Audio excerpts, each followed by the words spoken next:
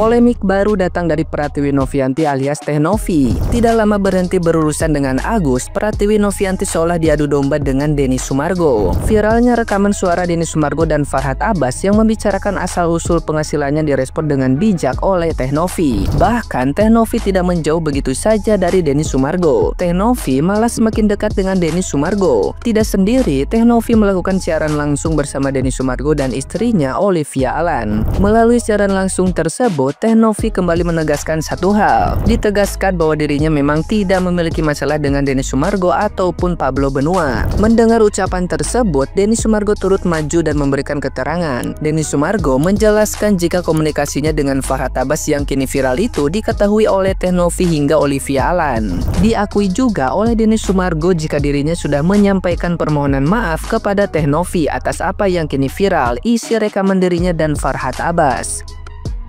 Meski begitu, banyak yang dibuat salah fokus dengan raut wajah dari Teh Novi. Hingga peringatan pun disampaikan oleh netizen yang budiman. Mukanya Teh Novi kayak pura-pura percaya ke Densu. Ya, begitulah komentar netizen yang berbakti. Dari rekaman ini, Teh Novi bisa lebih hati-hati. Ya, begitu juga komentar netizen yang berbudi pekerti luhur. Hati-hati, Novi dikelilingi para sengkuni. Ya, begitu juga komentar salah satu netizen yang budiman. Bahwa rekaman itu aku udah tahu dari 2 bulan yang lalu gitu loh, jadi bukan hal yang dibesar-besarkan lagi.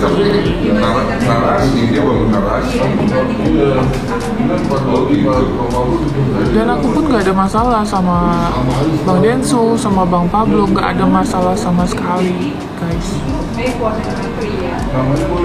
Kenapa? Gue masih banyak yang nanyain. Iya, jadi gue perjelas lagi ya. Olive saksinya juga. Karena semua tahu, gue itu dari awal. Tapi kan tahu kan, Gary tahu, mantan lawyer lu juga tahu. Waktu pertama kali Eva ngubungin gue kan, gue bilang ke lu kan, gue bilang gue dihubungin Eva nih, gini. Terus habis itu gue bilang gue izin ya, gue mau cari tahu kira-kira lu mau diserangnya apa, supaya jelas jangan sampai nanti Novi nanti ada hal yang Novi nggak sampein ke saya nggak tahu, saya nggak cover juga susah, ya kan? Di situ setelah obrolan itu saya bilang kayaknya direkam nih, feeling gue ini rekamannya semua gue kirimkan ke lu kan. Jadi orang itu ngerasa maaf ya, tapi ini gue minta maaf sih, tapi gue udah minta maaf ya kalau ya. Gue bilang maaf ya, di situ gue agak ngegibah, gue harus main acting dikit, gue bilang kalau enggak gue sulit juga, gue bilang. Jadi gue udah minta maaf ke Novi, sorry ya Novi. Gue nggak enak, gue kayak bencong ya. Iya, padahal gue buaya ya guys. Kaki gue bukan ibu-ibu gibah ya. Enggak, gue gibah juga sih. Kecuali di saat dia lagi acting dan berstrategi. Nah, gimana nih menurut netizen yang terhormat? Silahkan berkomentar ya.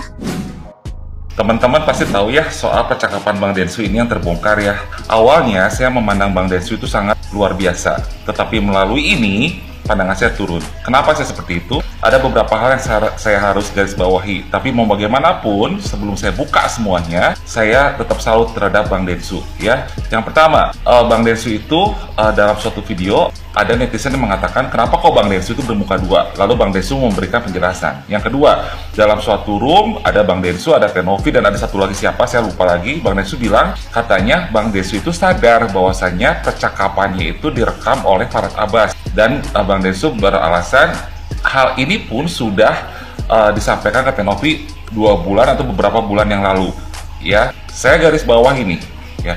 Pertama yang saya garis bawahi, yang membuat pandangan saya turun, waktu Bang Densu bilang ke Teh Novi beberapa bulan yang lalu, Bang Densu cerita semua, nggak apa yang diomongin ke Farhad Abbas ya. Lalu kedua, biasanya secara psikologis nih ya, orang lagi teleponan terus ngomongin orang lain. Nah, pas tutup telepon salah nih, ngerasa salah, aduh salah nih gue ngomong kayak gitu, ngerti nggak? Ya, langsung buru-buru konfirmasi ke orang yang diomonginnya, ya, bahwasanya Halo Nov, tadi saya telepon sama Farhat Abbas, kayaknya direkam deh Nov. Tadi maksudnya saya ngomong kayak gini tuh untuk seperti ini untuk menjebak Farhat Abbas lah, untuk tahu langkahnya Farhat Abbas atau apapun itulah. Biasanya psikologis orang seperti itu dia sadar bahwasanya dia salah, makanya dia langsung cepat-cepat konfirmasi ke orang yang diomonginnya karena takut suatu saat itu terbongkar semuanya, dan di saat terbongkar dia ada pembelaan diri. Biasanya seperti itu ya. Nah, sebenarnya ya Bang Densu, saya bilang apapun itu ya Bang Densu harus bisa jaga mulut, baik di depan kamera maupun di belakang kamera. Bahkan lebih penting itu di belakang kamera. Ya, kenapa yang di belakang kamera itu bakal jadi bumerang, saya kasih tahu. Apalagi lawan bicara gitu seorang Farhat Abbas yang tidak mau kalah, yang siap bongkar apapun juga ya. Dan saya kasih tahu juga Bang Densu, ini maaf loh ya sebelumnya ya. Teh Novi mau seperti apapun juga biar saja. Kalau Teh Novi dianggap arogan, dianggap seperti apa, terus terang saya pribadi melihat beberapa videonya Teh Novi saat membantu sesama, memang kalau ada yang salah dicecer abis. Itu biar saja, itu karena sifat Teh Novi, itu tidak salah. Nanti nggak, sifat orang beda-beda, dan nggak usahlah kita ungkit Novi ini biayain ODGJ dari mana, mengurus biaya dari mana, lalu Novi ini bisa punya ini dari mana. Nggak usah. Kalaupun Teh Novi berbuat salah, biar itu urusan Teh Novi dengan yang di atas, bukan urusan kita yang ngomong-ngomongin ya. Ini kita kasusnya itu kasus Agus, ngapain harus bawa-bawa menggiring opini masyarakat itu ya, untuk memandang Teh Novi itu jelek nantinya ya. Nggak usah seperti itu. Lebih baik Agus selesaikan ya Bang Densu. Saya tetap salut sama Bang Densu, tapi berkat kejadian ini juga pelajaran buat semua orang bahwasanya kita tuh tidak boleh percaya sama orang, apalagi kita sedang dalam masalah ya. Lebih baik tutup mulut rapat-rapat ya. Kalaupun misalkan Bang Densu hubungi Farhat Abbas dengan ada suatu tujuan tertentu, sebaiknya jangan ngomongin Teh Novi sampai ke urusan pribadinya dia ya. Makanya nggak aneh kalau akhirnya yang lain, pengacara yang lain ikut-ikut nyelidikin soal si Teh Novi. Nanti nggak soal kebuat pribadinya. Ya iya, ini ada pemicunya. Paham nggak? Pasti kan Farhat Abbas kan mulutnya tuh nggak bisa dijaga. Pasti dia ngomong dengan pengacara yang lain. Kata Densu gini-gini. Tapi saya juga aneh. Kenapa gitu setelah kejadian itu, si Farhat Abbas malah melaporkan Densu. Densu malah ke rumahnya Farhat Abbas. Bla bla bla lah istilahnya. Ini tuh ada apa sebenarnya? Apakah ini semacam taktik untuk menutupi kasus Vina Cirebon yang belum terbongkar, yang belum selesai, atau apa ya? Jadi tolonglah gitu, stop aja semuanya. Sekarang Agus Salimah sudah menurun, ini ada lagi ya, ini mau sampai kapan? Ini udah mau masuk 2025 loh ya. Saya harap dengan selesainya Agus Salim, semua bisa beraktivitas normal lagi seperti biasa ya. Kita juga para netizen juga tidak terus-terusan membuat dosa dengan menghujat sana-sini ya. Semoga saya doakan cepat beres, dan saya tetap mau bagaimanapun sangat menghargai Bang Denny Sumargo. Tapi tolong Bang Denny untuk kedepannya, Bang Denny boleh saja percaya sama orang, tapi harus orang yang tepat, bukan yang menggunakan berbagai cara untuk merasa menang ya. Terima kasih Bang Denny, terima kasih untuk para netizen yang lain, semoga tidak salah paham. Tapi tolong kita juga sebagai netizen melihat ini semua, jangan belajar hal yang tidak baik, tapi belajarlah yang baik ya. Tindakan heroik seorang pengacara yang demi membela kliennya rela menyebarkan data pribadi lawannya. Pengacara macam apa ini? Kok bisa demi membela klien saya rela gitu untuk menyebarkan data pribadi lawan saya? Apakah Anda paham betul norma-norma yang perlu diperhatikan oleh seorang pengacara? Persoalan Vina Cirebon dan persoalan korupsi 300 triliun ke atas yang cuma di penjara 6 tahun, kalian di mana? Apa yang kalian lakukan? Tidur?